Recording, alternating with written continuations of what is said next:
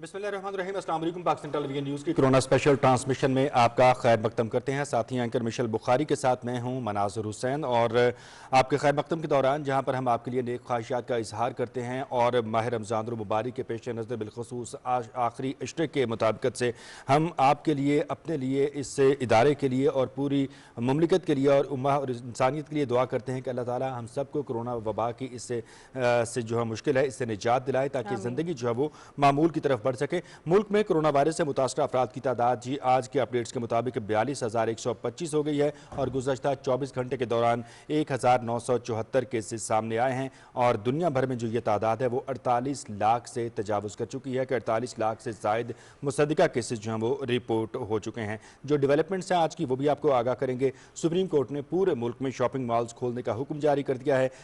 वज़ीर आज़म इमरान खान की जो कोरोना के खिलाफ लड़ने की हिकमत अमली है, बिलखुसूस जो टाइगर फोर्स का क़याम है, इसको बरतानवी अखबार टेलीग्राफ ने भी सराहा है और बैनुल-अक़वामी सतह पर इस तरह से वज़ीर आज़म इमरान खान के इक़दामात को कोरोना के खिलाफ लड़ने के हवाले से जो हिकमत अमली है इसको पज़ीराई मिल रही है। लेकिन इक़दामात जितने भी अच्छे हों, जितने भी अच्छे फैसले किए गए हों, अगर आवाम जो है वो इसमें कोऑपरेट नहीं करेगी, इन फैसलों को सपोर्ट नहीं करेगी, तो फिर कोई फ़ायदा नहीं है। और खुदा न खास्ता जिस तेज़ी से ये केसेस बढ़ रहे हैं, अल्लाह ना करे कि इसमें मज़ीद इजाफा हो सकता है। और इसमें हमारा ही भला है, हमारी बेहतरी है कि हम इन तमाम SOPs के ऊपर अमल दरामद करें। अभी कुछ ऐसे डिसीजन हैं जो बहुत इंपॉर्टेंट हैं, जैसे ट्रांसपोर्ट के खोले जाने का जो डिसीजन है, क्योंकि ज़ाहिर है ईद भी है, लेकिन इसके ऊपर भी मुख्तलिफ आरा जो है सामने आ रही है। लोग ये भी कह रहे हैं कि अगर इस मतलब आप घरों को नहीं भी जाएंगे अपने आप को, अपने घर वालों को बचाने के लिए, तो इसमें कोई इतनी बड़ी बात नहीं, क्योंकि ये नॉर्मल नहीं है, बल्कि सूरत हाल इस वक्त जो है ये बिल्कुल ही बहुत ही गैर मामूली है और बहुत ही परेशान कुन है। सो इसमें हमें बहुत ही गैर मामूली इकदाम और फैसले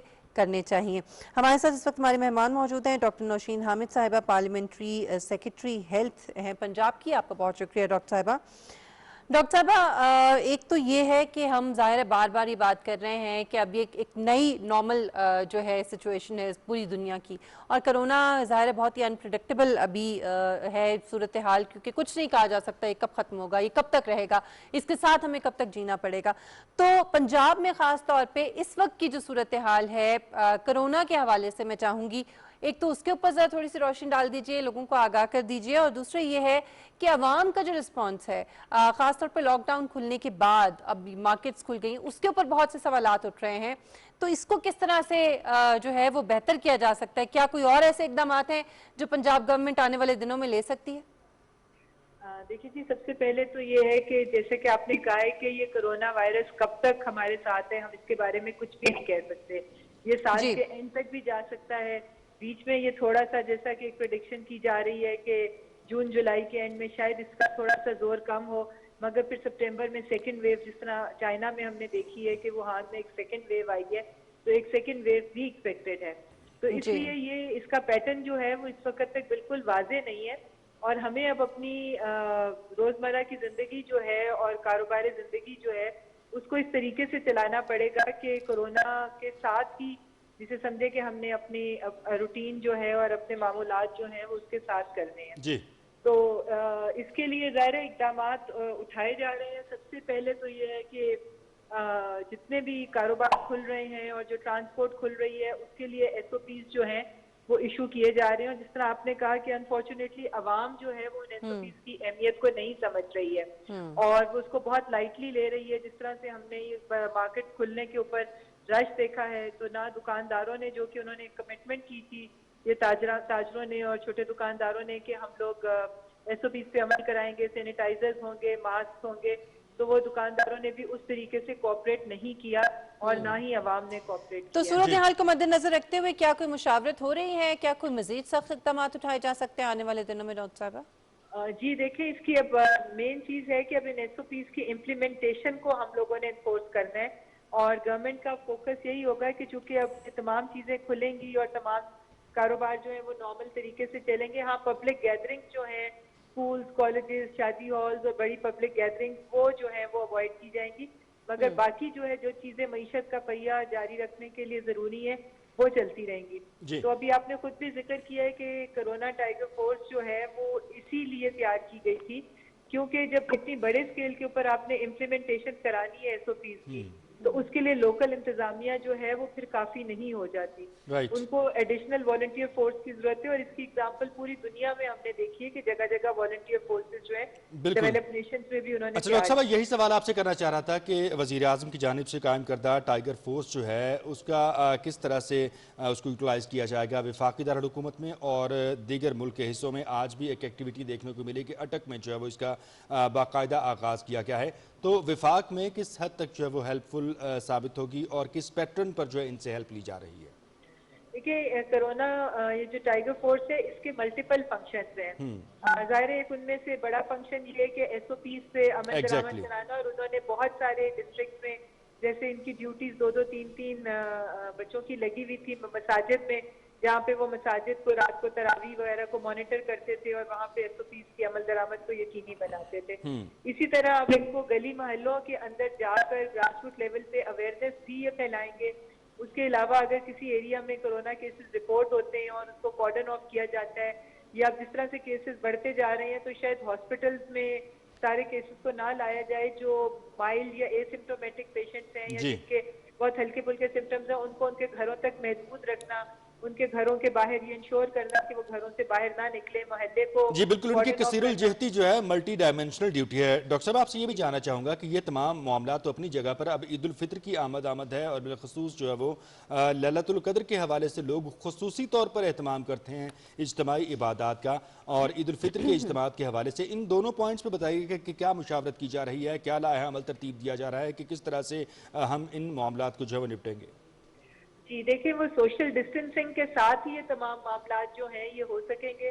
ईद उल फितर के इज्तिमात भी जो होंगे, जाहिर है वो जो सोशल डिस्टेंसिंग का एक दिया गया है कि जहाँ पर अगर 1000 लोगों की मस्जिद है तो वहाँ पे 200 लोगों को इजाजत दी जाएगी, और इसी तरह बाकी भी जितने भी इनके होंगे। अभी एतकाफ हो रहा है, तो जाहिर है जहाँ पर 30-40 लोग जिस मस्जिद में बैठते थे वहाँ सिर्फ 3 लोगों को इजाजत मिली हुई है एतकाफ बैठने की। तो इसी तरह से ये बाकी भी तमाम मामला जो है वो सोशल डिस्टेंसिंग जो है वो मेन फोकस होगा, और मास्क का इस्तेमाल जो है इसको मैं समझती हूँ अनकरीब कंपल्सरी किया जाएगा, और सैनिटाइजर्स जो हैं वो भी उनका भी इस्तेमाल जो है उसको enforce किया अवेलेबिलिटी जाएगा। मेक श्योर की जाएगी। अच्छा डॉक्टर साहबा, जी जो हॉस्पिटल्स में कैपेसिटी है, क्योंकि जिस तरह से केसेस बढ़ रहे हैं, खुदा न खास्ता अगर यही सूरत हाल रहती है, यही रेशो रहता है, तो फिर उसके हॉस्पिटल्स में जो फैसिलिटीज़ हैं या जो कैपेसिटी है उसके हवाले से क्या आपके पास इस वक्त डेटा है, मौजूद है, फैक्ट्स एंड फिगर्स हैं कि क्या है सूरत हाल वहाँ? देखिए जी, इस वक्त पूरे पाकिस्तान में तकरीबन 200 हॉस्पिटल्स जो हैं उनको मार्क कर दिया गया है कोरोना के लिए, जी और ये पूरे पाकिस्तान में ये हैं हॉस्पिटल्स। मगर इसके साथ साथ जिस तरह से ये केसेस बढ़ रहे हैं, तो जो कुछ क्वारंटीन सेंटर्स बनाए गए थे, यानी कि वो जहाँ पर लोगों को जो सस्पेक्ट थे उनको रखना था, जिसमें मैं आपको पंजाब की एग्जांपल देती हूँ कि काला शिकागो में यूईटी का कैंपस जो था और गवर्नमेंट कॉलेज का जो कैंपस था काला शिकागो में, उसको कन्वर्ट कर दिया गया था क्वारंटीन सेंटर में, और वहाँ हजारों की तादाद में बेड मौजूद थे। अब जैसे जैसे ये केसेस बढ़ रहे हैं, अब नेक्स्ट प्लान ये है कि इन क्वारंटीन सेंटर्स को आइसोलेशन हॉस्पिटल्स में कन्वर्ट किया जाए। आइसोलेशन हॉस्पिटल्स वो होते हैं जहाँ पर जो मरीज होते हैं, कंफर्म मरीज हैं, उनको रखा जाता है। तो इसलिए इस तरीके से जो है वो बेड्स की तादाद बढ़ाई जा रही है। वेंटिलेटर्स जो हैं वो एनडीएमए के तवज्जुह से वो बाहर से मजीद मंगवाए जा रहे हैं। प्रोटेक्टिव गियर अच्छा, जो इसमें है डॉक्टर उसकी साहब एक तादाद को बहुत बढ़ाया जा रहा इंपॉर्टेंट है। सवाल जो लोगों के जहनों में, या अगर आप इसको खौफ कह लें तो मेरे ख्याल में ज़्यादा बेहतर होगा। मेरे अपने एक फैमिली मेंबर, अभी कल ही की बात है कि उनको एक ऐसा प्रॉब्लम है कि वो स्टमक की उनको बहुत सिवियर पेन होती है और उनको फौरी तौर पे हॉस्पिटल जाना पड़ता है, और वो अचानक होती है। लेकिन कल जब वो उन्होंने फील किया तो उनके जहन में जो सबसे पहला खौफ था वो ये था कि हॉस्पिटल जाना चाहिए या नहीं जाना चाहिए। पता नहीं जो दीगर बीमारियां, ये दीगर इश्यूज हैं कोरोना के अलावा, वो ट्रीट भी कर रहे हैं या नहीं कर रहे हैं, और वहां पे सूरत हाल क्या होगी। तो उनके इस फियर के लिए आप क्या उनको मैसेज देंगी, या कैसे उनका ये फियर दूर किया जाए, और खास तौर पे ये जो आने वाले दिन हैं, जैसे जैसे ये बढ़ रहे हैं केसेस, उसमें जो बाकी मरीज हैं, बाकी बीमारियों के जो मुतासरीन हैं, उनके लिए क्या आप कहेंगी? देखिए, इसमें तो कोई शक नहीं है कि बाकी मेडिकल प्रॉब्लम्स जो हैं वो इस वक्त थोड़ा सा उनके ऊपर से तवज्जो जो है वो हटी हुई है, और तमाम हॉस्पिटल्स का मेन फोकस इसके ऊपर है। मगर इसका ये मतलब नहीं कि उन हॉस्पिटल्स में दूसरी बीमारियां ट्रीट नहीं हो रही। तमाम हॉस्पिटल्स की इमरजेंसीज खुली हुई हैं, और जो भी इमरजेंसी केसेस आ रहे हैं उनको डील किया जा रहा है। और वहाँ पर सिर्फ बस ये कि ये पेशेंट्स को जरूरत ये है कि वो जब भी हॉस्पिटल जाएं वो अपनी तरफ से पूरी एहतियाती तदाबीर जो है वो करके जाएं। वो उनके पास मास्क होना चाहिए, मास्क का वो इस्तेमाल करें और सोशल डिस्टेंसिंग रखें। ज्यादा रश वाली जगह पे वो ना बैठे, मरीज जो है वो आपस में एक दूसरे से फासले पे बैठे। जी। और फ्रीक्वेंट सैनिटाइजर का इस्तेमाल जो है वो हॉस्पिटल्स में मौजूद होता है, उसको फ्रीक्वेंटली जो है वो सैनिटाइजर्स यूज करें। आगे डॉक्टर्स जो हैं वो भी ज़्यादा प्रोटेक्टिव गियर इस्तेमाल कर रहे हैं। तो इंशाल्लाह ताला इस तरह की चीजें जो हैं वो की इलाज दी जा रही है और तमाम एहतियाती तदाबीर के साथ वो जारी। अच्छा डॉक्टर साहब, दो नुकात पर मुश्तमिल ये सवाल है। एक तो मैं अपनी प्रीवियस जो डिस्कशन थी उसी को जारी रखूंगा कि पब्लिक जो रिस्पांस है वो बहुत मैटर करता है कि जो SOPs जारी की गई हैं, जिनके हवाले से हुकूमत की जानिब से, मीडिया की जानिब से, WHO की जानिब से लोगों को अवेयर किया जा रहा है, उन पर अमल दरामद होना ज़रूरी है। अगर नॉर्मल फेसिस में लोगों का जो रिस्पांस है वो तसल्ली बख्श नहीं है तो फिर बड़े इज्तिमात और बड़े अय्याम, बिलखुसूस जो मजहबी त्यौहार हैं जो बड़े जोशो जज्बे के साथ मनाए जाते हैं, वहाँ पर किस तरह से इम्प्लीमेंटेशन जो है वो लाजमी बनाई जाएगी, इसको किस तरह से एश्योर किया जाएगा? और दूसरा सवाल जो है वो ये है कि अगर कोरोना का चैलेंज एक जैसा है तो फिर हिकमत अमली क्यों एक जैसी नहीं है? मुश्तरका हिकमत अमली की तश्कील के हवाले से फुकदान क्यों नजर आ रहा है? देखिए जी, इस 18वीं तरमीम बात जो है वो सेहत के मामले में खुद है। और प्राइम मिनिस्टर साहब ने इस वक्त एक नेशनल कोऑर्डिनेशन कमेटी जो है वो उसको बड़ा फ्रीक्वेंटली चेयर करते हैं। और उस नेशनल कोऑर्डिनेशन कमेटी के अंदर तमाम सूबों के चारों वज़राए आला जो हैं और उसके हेल्थ मिनिस्टर्स और हेल्थ सेक्रेटरीज जो हैं उस मीटिंग में बैठते हैं, वीडियो लिंक के जरिए वो ज्वाइन करते हैं प्राइम मिनिस्टर साहब को। तो कोशिश तो यही होती है कि सब लोग एक पेज पे रहें और एक किस्म की पॉलिसी जो है वो पूरे मुल्क में इम्प्लीमेंट हो। मगर वफाक जो है वो बाउंड नहीं कर सकता है, क्योंकि 18वीं तरमीम के बाद सूबाई खुद मुख्तार इसकी इजाजत देती है कि सूबे अपने अपने हालात देखने के बाद, अपने रिसोर्सेज देखने के बाद जो उनको मतलब सूटेबल लगता है अपने सूबे की आवाम के लिए वो उस किस्म के स्टेप्स लेते हैं। मगर ओवरऑल मैं समझती हूँ कि तकरीबन सबके एक ही तरह के स्टेप्स हैं। थोड़ा बहुत लॉकडाउन की नरमी में थोड़ा सा फर्क है, वो मेरे ख्याल सूबों की खुद मुख्तारी है, इसलिए ये डिसीजन करने के लिए वफाक उनको बाउंड नहीं कर सकती है। ठीक। अच्छा डॉक्टर साहबा, अब रमज़ानुल मुबारक में हमारे सामने सूरत हाल बड़ी वाज़ेह तौर पे आ चुकी है कि किस तरह से SOPs को फॉलो किया गया है मसाजिद में या नहीं किया गया है, ड्यूरिंग तरावी हो या जुमे की नमाज हो। तो मेरे ख्याल में इन चीज़ों को सामने रखते हुए ईद के जो इज्तिमात हैं उसके हवाले से भी डिसीजन लिया जा सकता है, कोई डिफरेंट डिसीजन भी लिया जा सकता है, सख्त डिसीजन भी लिया जा सकता है। अगर सऊदी अरब में 24 घंटे का कर्फ्यू नाफिज किया जा सकता है ईद पे, तो पाकिस्तान में क्यों नहीं हो सकता ऐसा? तो आपको नहीं लगता कि रमजानुल मुबारक में लोगों का रिस्पांस देख के कोई सख्त डिसीजन होना चाहिए ईद के लिए?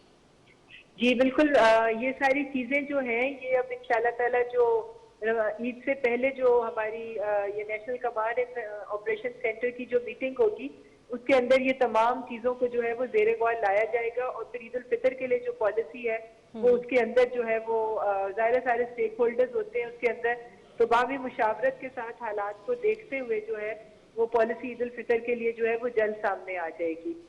मगर ज़ाहिर है अगर कोई इस्तेमाल हुए भी तो इसके अंदर उसकी इम्प्लीमेंटेशन के लिए हमारे पास लोकल इंतजामिया भी है, हमारे पास लॉ एनफोर्सिंग एजेंसीज भी हैं और अब एक कोरोना टाइगर फोर्स भी है। तो इंशाल्लाह ताला अगर कोई इस्तेमाल SOPs के तहत कोई हुए भी तो उसको फिर स्ट्रिक्टली मॉनिटर किया जाएगा। राइट, हमारी तो ख्वाहिश है जी कि तमाम मामला जो है खुश उसलूबी के साथ हल हो जाएं, हुकूमत के मसाइल भी कम हों और आवाम को ज़्यादा से ज़्यादा रिलीफ भी मिले और तहफ़्फ़ुज़ भी मिले। बहुत शुक्रिया डॉक्टर नौशीन हामिद साहब, पार्लिमानी सेक्रेटरी पर हेल्थ, हमारे साथ लाइन पर मौजूद थी और आगाह कर रही थी हमें कोरोना वायरस की सूरत हाल पर हुकूमत की जो अडॉप्ट की गई हिकमत अमली है। हमारे साथ हमारे गेस्ट डॉक्टर हसन अरूज साहब हैं, DG हेल्थ इस्लामाबाद। बहुत शुक्रिया डॉक्टर साहब। डॉक्टर साहब, अभी सूरत हाल के हवाले से हम बात कर रहे थे और एक बहुत ही इंपॉर्टेंट बात यह है कि क्या आने वाले दिनों में कोई मुख्तलिफ किस्म के इकदामात या डिसीजंस जो है वो गवर्नमेंट ले सकती है। आप जो इस वक्त सूरत हाल देख रहे हैं उसको सामने रखते हुए या मद्देनजर रखते हुए आपको लगता है कि कोई बहुत इंपॉर्टेंट डिसीजंस, चाहे वो ट्रांसपोर्ट से रिलेटेड हों या वो ईद से रिलेटेड हों, आ सकते हैं? कोई सख्त फैसले किए जा सकते हैं हुकूमत की तरफ से? जी बहुत शुक्रिया। सबसे पहले आप सब लोगों को सलाम पहुंचे मेरा। जी आप बिल्कुल सही फरमा रही हैं कि एक्चुअली ये जो डिसीजंस हैं ये बीमारी का की डायनामिक्स इस किस्म की है कि ये जो हमारे फैसले हैं इनको हमें डेली की बुनियाद पे भी रिव्यू करना होगा। नो डाउट कि हमें एक लॉन्ग टर्म पॉलिसी भी बनानी पड़ेगी। हमें ये देखना पड़ेगा कि हम लॉन्ग टर्म क्या, लेकिन इसमें अनप्रिडिक्टेबल है।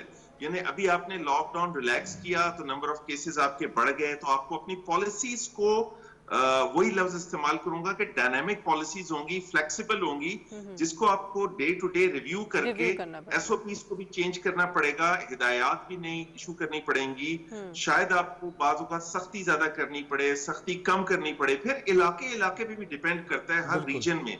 मिसाल के तौर पे अर्बन इलाकों में मसाजिद ने जिस तरह अपने एसओपीज को इम्प्लीमेंट किया है और जिस तरह उन्होंने नज़म के साथ शो किया है, वो रूरल इलाकों में उस तरह नहीं हो सका। इसी तरह शहरी इलाकों में जो दुकानें और जो कमर्शियल एरियाज में जिस तरह सोशल डिस्टेंसिंग जिसे हम कहते हैं वो अडॉप्ट किए लोगों ने, वही उसी तरह दही इलाकों में नहीं हो सकी। सो हम इसमें हतमी शक्ल इस तरह नहीं दे सकते कि आगे आने वाले 20 दिन के लिए या 30 दिन के लिए हम कह दें कि ये हमारे एसओपीज फाइनल हैं। गवर्नमेंट को रिव्यू करना पड़ेगा बार बार।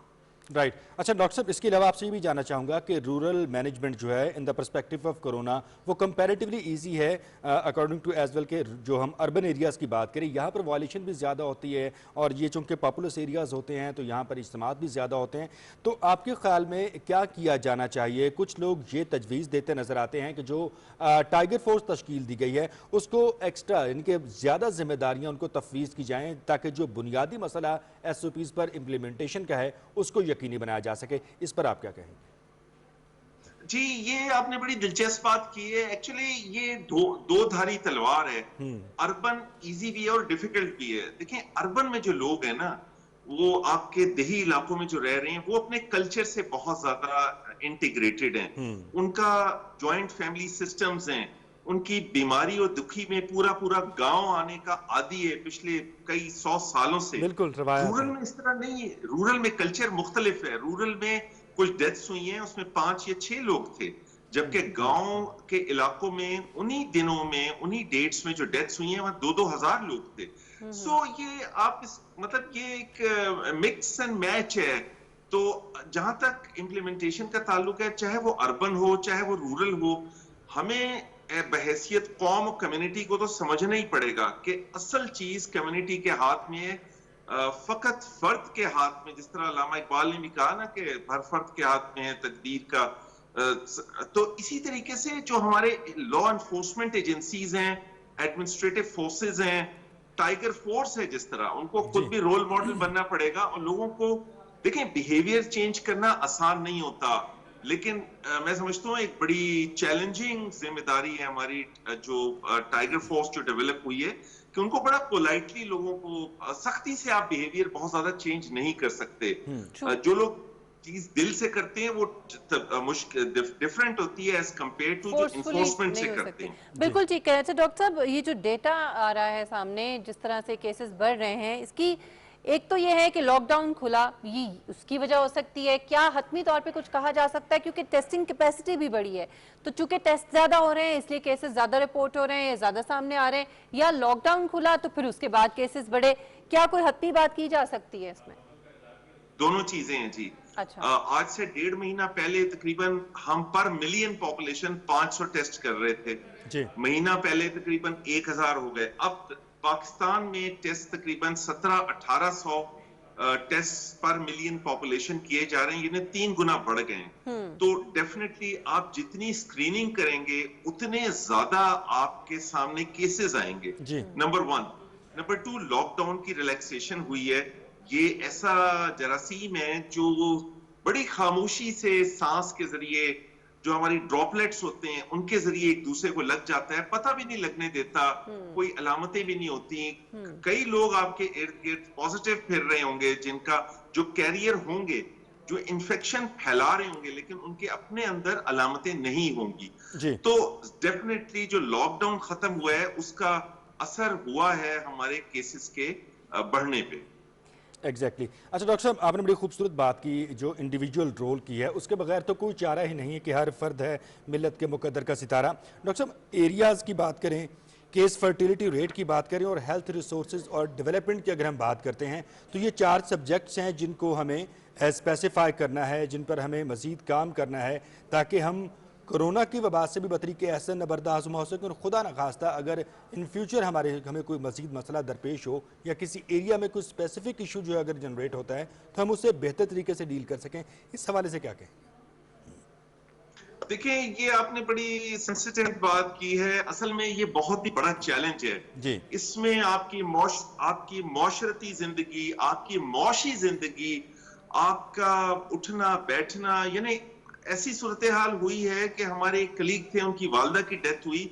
उस जमाने में स्ट्रिक्ट लॉकडाउन था यहाँ चक शहजाद में, तो उनको जो कफन दफन का सामान है वो भी लेने में मुश्किल पैदा हो रही थी। साथ इसके साथ डेवलपमेंट बहुत क्लोजली एसोसिएटेड है। जब HIV एड्स अफ्रीका में फैला है तो पहले साल $500 बिलियन का नुकसान हुआ है, क्योंकि पूरी फैक्ट्रियां खाली हो गई थी, काम करने वाले वर्कर्स नहीं थे। ये इतना बड़ा चैलेंज है, मैं समझता हूं कि और दुनिया इतनी डिपेंडेंट है एक दूसरे पे और इकोनॉमिक्स पे और वर्कर्स पे, कि आप कब तक घर बैठे लोगों से काम ले सकते हैं। आपको एक बड़ा बैलेंस रखना है बीमारी फैलने से बचने और अपनी मौशी तरक्की और डेवलपमेंट में एक बहुत ही बारीक सा बैलेंस है। लेकिन मैं दोबारा ये बात कहूंगा, आपने बड़ा वो शेर कंप्लीट कर दिया कि अफराद के हाथों में अक़वाम की तकदीर, हर फर्द है मिल्लत की किस्मत का सितारा। यानी हमें एज ए कौम सोचना है इंडिविजुअली कि हमारी जिंदगी, हमारी नस्लों की जिंदगी वाबस्ता है। अगर हम काम पे भी जाते हैं और हम एहतियात करें तो जरूरी नहीं कि ये वायरस एक दूसरे को लग सके। हम काम पे जा रहे हैं, मैं हेल्थ से रिलेटेड हूं, मैं लगातार अपने दफ्तर जा रहा हूं, हेल्थ डायरेक्टरेट जा रहा हूं, मैंने अपना टेस्ट भी करवाया, वो नेगेटिव है। इसका मतलब आप एहतियात के साथ जो आपके SOPs हैं, यानी मास्क पहने, मुनासिब फासला रखें, हाथ धोते रहें, गैर जरूरी हाथ ना लगाएं, तो आप अपना काम जारी रख सकते हैं और डेवलपमेंट में आप अपना हिस्सा डाल सकते हैं। तो प्रॉब्ली ये आज का मैसेज भी है लोगों के लिए कि अव्वल तो कोशिश करें कि गैर जरूरी जगह आप ना जाएं, ना शॉपिंग के लिए जाएं, और बच्चों को और बुजुर्गों को तो खास तौर पे बिल्कुल लेके ना जाएं। बिल्कुल ठीक कह रहे हैं। अच्छा, इसमें एक और चीज़ बड़ी इंपॉर्टेंट है जो मैंने पहले सवाल किया था, उसी को मैं आगे बढ़ाऊंगी डॉक्टर साहब, कि जब भी कोई इकदाम उठाए जाते हैं या गवर्नमेंट को लाएमल इख्तियार करती है किसी भी सूरत हाल से निमटने का, किसी क्राइसिस से निमटने का, तो उसके लिए कुछ फैक्ट्स एंड फिगर्स जो हैं वो सामने रखे जाते हैं। तो अगर ये चीज़ क्लियर ही नहीं होगी कि जो केसेस बढ़ रहे हैं वो किस वजह से बढ़ रहे हैं, क्या वो इंटरेक्शन की वजह से बढ़ रहे हैं क्योंकि लॉकडाउन ख़त्म हुआ, या वो टेस्टिंग कैपेसिटी की वजह से बढ़ रहे हैं, तो ये अगर पता ही नहीं होगा तो फिर लाएमल कैसे इख्तियार किया जाएगा? तो क्या इस पर कोई जो है रिसर्च हो रही है, कोई डेटा इकट्ठा किया जा रहा है? देखें, इसमें लगातार डेटा इकट्ठा किया जा रहा है, लेकिन मैंने जिस तरह अर्ज किया कि कोई एक फैक्टर नहीं होता, इसमें दोनों फैक्टर हैं। हमारे टेस्टों की कैपेसिटी बढ़ाई गई है, तादाद बढ़ाई गई है। जिस तरह मैंने अर्ज किया था, आज से 1.5 महीना पहले 500 टेस्ट पर मिलियन पॉपुलेशन पाकिस्तान में कर रहे थे, अब तकरीबन हम 2000 टेस्ट पर मिलियन पॉपुलेशन कर रहे हैं। जितने ज्यादा आप टेस्ट करेंगे उतने ज्यादा लोग आपके सामने आएंगे पॉजिटिव। दूसरी बात, लॉकडाउन आपने खत्म किया है, आप बाजारों का हाल देखें, लोग बगैर किसी एहतियाती तदाबीर के एक दूसरे से मिल रहे हैं, शॉपिंग कर रहे हैं। बिल्कुल ठीक कह रहे हैं आप, ये वाकई एक बड़ा अलमिया है। अच्छा डॉक्टर साहब, जानना आपसे ये चाहूँगा कि अब हमें अंदाज़ा तो हो गया है कि हमें अपने शोबा सेहत को जो है वो जदीद तकाज़ों से हम आहंग करना है, रिसर्च हो, डेवलपमेंट हो, प्लानिंग हो, इस पर हमें काम करना है। तो इसके लिए जो पहली बुनियादी चीज़ है वो वसाइल हैं। तो आप क्या समझते हैं कि आने वाले बजट में हुकूमत या आप कुछ सजेशन ऐसे देने जा रहे हैं कि हम ज़्यादा वसाइल मुख्तस करें शोबा सेहत के लिए ताकि इस गोल को अचीव किया जा सके? जी ऑफ कोर्स, ये भी बड़ा अहम सवाल है, चूंकि बजट भी आने वाला है और पूरी दुनिया में अंदाजा हो गया है कि पब्लिक हेल्थ इमरजेंसीज को निमटने के लिए हमें कितनी ज्यादा रिसोर्सेज की जरूरत पड़ती है। यानी अमेरिका जैसी इकोनॉमी, पाकिस्तान अपने बजट का बहुत कम हिस्सा, GDP ग्रोथ रेट का बहुत कम तनासुब हेल्थ पे और एजुकेशन पे खर्च कर रहा था, खासतौर पे हेल्थ पे। अब इस वबा के आने के बाद और सारी दुनिया से जो हमें सबक हासिल हुए हैं वो ये हैं कि हमें कम से कम अपने, अगर हम पहले 1% कर रहे थे, हमें कम से कम 3 से 4% पहले फेज में करना पड़ेगा इस साल, और अगले साल हमें बढ़ाना पड़ेगा।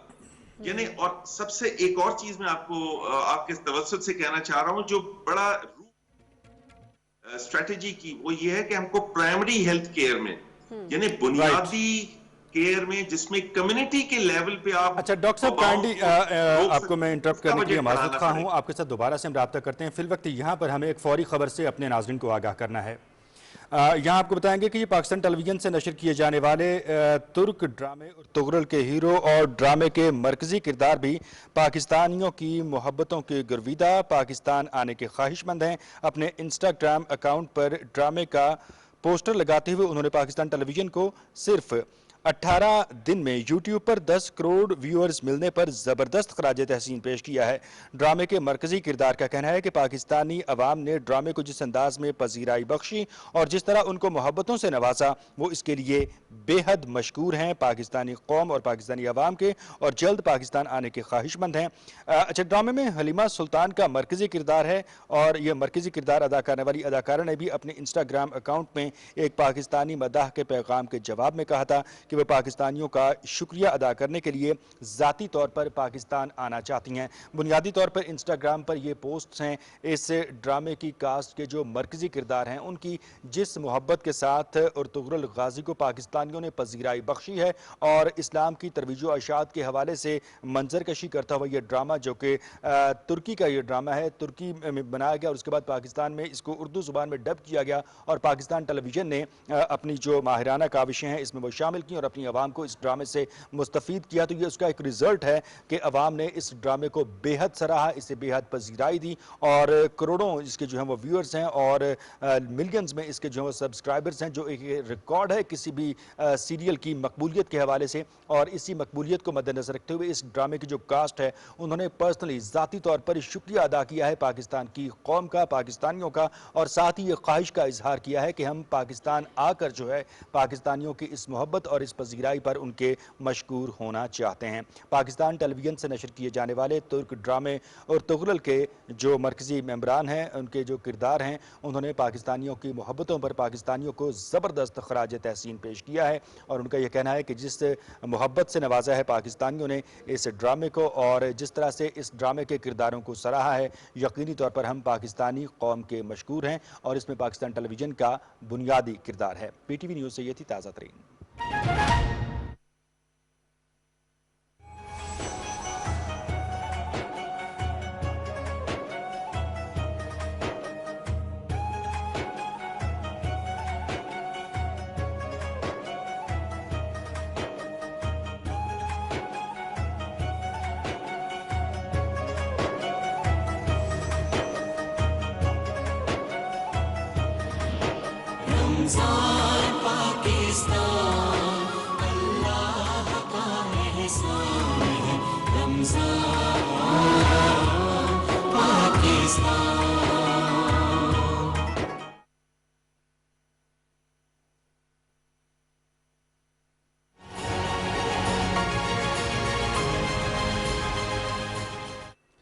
जी जनाब, एक बार फिर खुश आमदीद कहते हैं आपको मेरा घर मेरी जन्नत में। ये कोरोना स्पेशल ट्रांसमिशन है पाकिस्तान टेलीविजन न्यूज़ की। हम आपके साथ हैं मनाज़िर हुसैन और मेरे साथ मिशेल बुखारी। और हम ब्रेक पर जाने से पहले बात कर रहे थे कि किस तरह से मेडिकली जो है वो हम इक़दाम कर रहे हैं और बुनियादी तौर पर सिचुएशन जो है मिशेल तकाजा क्या करती हुई नजर आ रही है। किसी भी मामले पर बात करें, मईशत के हवाले से बात कर लें, समाजी तर्ज ज़िंदगी पर बात कर लें, अगर आप शॉपिंग मॉल्स खोलने के हवाले से बात कर रहे हैं, ट्रांसपोर्ट के इशू को उठाने के हवाले से बात करते हैं, पहला नुकता यही है कि SOPs पर अमल दरामद जो है वो लाज़मी बनाना है। इंडिविजुअल की अपनी जिम्मेदारी जिसको उसने पूरा करना है, जिसको उसने निभाना है। हमारे साथ डॉक्टर ज़ीशान गनी साहब मौजूद हैं, चाइल्ड स्पेशलिस्ट हैं। डॉक्टर साहब बहुत शुक्रिया आपके वक्त के लिए। डॉक्टर साहब, शुरू में जो हमने बातें सुनी थी, जाहिर है कोरोना के सिम्टम्स के हवाले से, कोरोना किन लोगों को ज्यादा मुतासिर करता है, किसको नहीं करता, वो सारी चीजें वक्त के साथ साथ जो है वो जैसे जैसे मजीद रिसर्च इस पे होती रही है उसमें बहुत तब्दीलियां आई हैं। अब तो ऐसे भी मरीज हैं जिनमें कोई सिम्टम्स नहीं होते हैं लेकिन उनको हो जाता है और वो पॉजिटिव आता है उनका टेस्ट। बच्चों के हवाले से शुरू से हम ये सुन रहे हैं कि बच्चे इतने ज्यादा मुतासिर नहीं होते। आई होप कि ये चीज उसी तरह से कायम है। डॉक्टर साहब जरा इस पर रोशनी डालें कि बच्चे जो हैं वो वाकई उनको कोरोना कम मुतासिर करता है, और अगर खुदा न खास्ता क्योंकि जब मौसम चेंज हो रहा होता है तो बच्चों में बुखार, नज़ला और इस किस्म की चीजें बड़ी कॉमन है, चेस्ट कंजेशन हो जाती है, तो अगर ऐसा कुछ हो तो माँ बाप को घबराने की जरूरत है? जी शुक्रिया, बहुत बहुत आपने मुझे दोबारा यहाँ इनवाइट किया है। देखें, इसमें जो प्रॉब्लम बच्चों में definitely still till to date बहुत कम है।